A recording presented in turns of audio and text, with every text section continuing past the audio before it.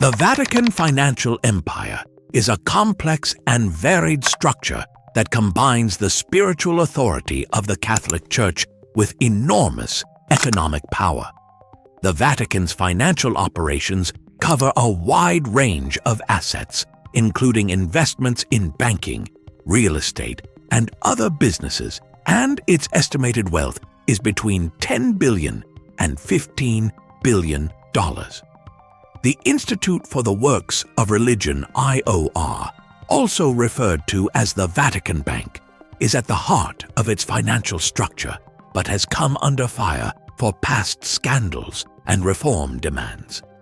The Vatican's capacity to adjust and uphold transparency will be essential to its continued relevance and global purpose as it negotiates contemporary financial difficulties and cultural shifts.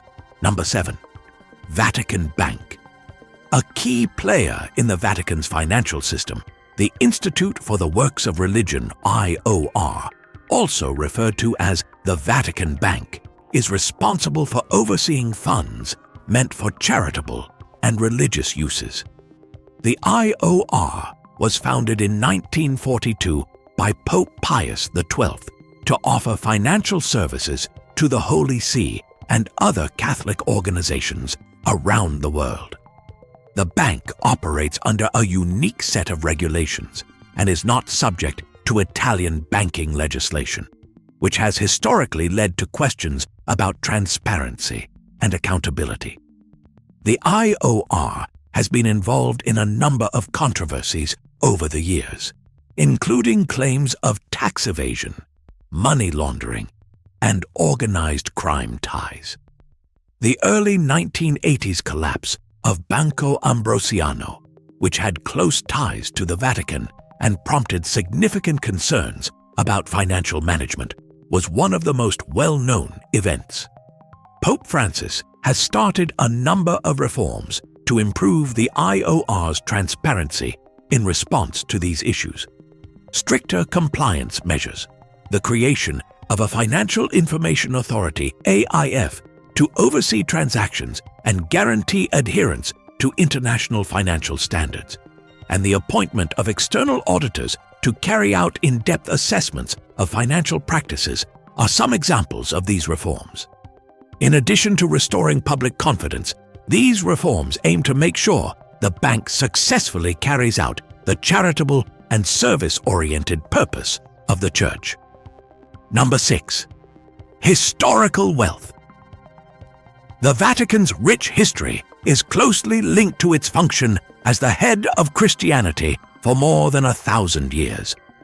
The Vatican progressively amassed enormous wealth from its beginnings in the early Church through property ownership, gifts from kings and wealthy supporters, and income from ecclesiastical posts. The Church grew to become one of the biggest landowners in Europe during the Middle Ages, amassing enormous estates that generated steady revenue from rents and crops.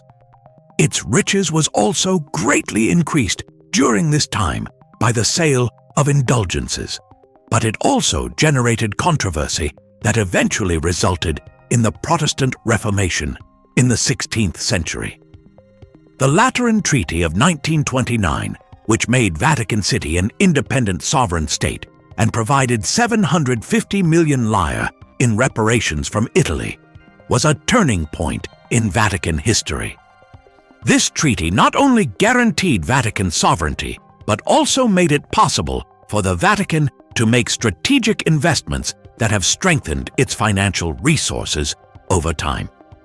The Vatican has been able to maintain a strong financial position while participating in international humanitarian endeavors, thanks to a combination of historical land holdings, strategic investments in a variety of sectors such as finance and real estate, and continuous donations from Catholics around the world. Number 5. Real estate holdings. Numerous properties, including churches, schools, hospitals, residences, and businesses, are owned by the Holy See. Many of these properties are found in upscale cities like Rome, where real estate prices are very high. The Vatican's total budget is greatly aided by the enormous rental income these buildings produce. Properties like St. Peter's Basilica, for example, draw millions of visitors each year and offer both spiritual and financial benefits through tourism-related activities. The administration of the patrimony of the Apostolic CAPSA is in charge of efficiently managing these resources to optimize profits while maintaining its cultural and historical value. Number 4. Budget deficits. The Vatican regularly faces financial deficits as a result of growing operating expenses that frequently surpass revenue, even with its substantial resources and revenue-generating assets.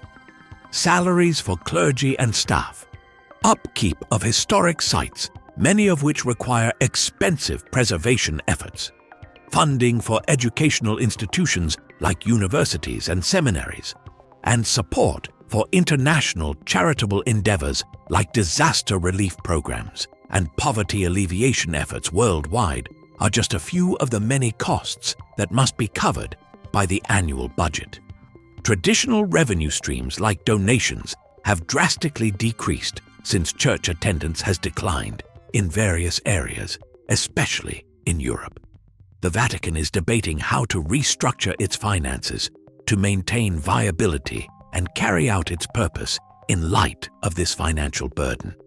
In response to these issues, there have been demands for more responsible financial management techniques that give priority to necessary services while looking into fresh ways to make money. Number 3.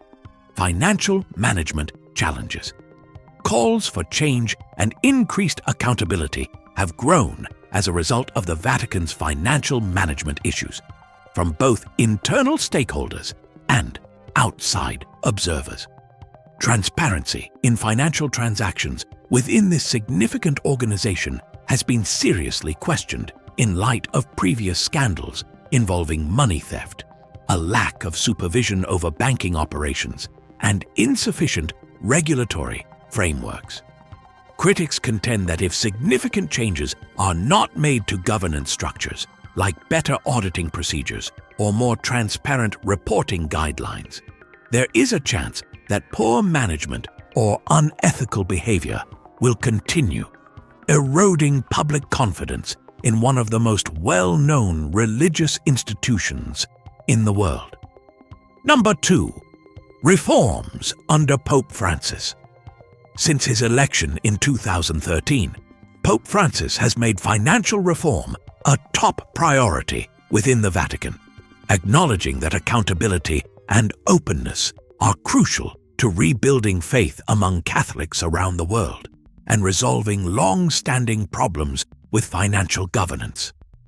In order to modernize Vatican finances and bring them into line with worldwide norms that are now widely accepted in secular organizations, his government has put in place a number of significant reforms.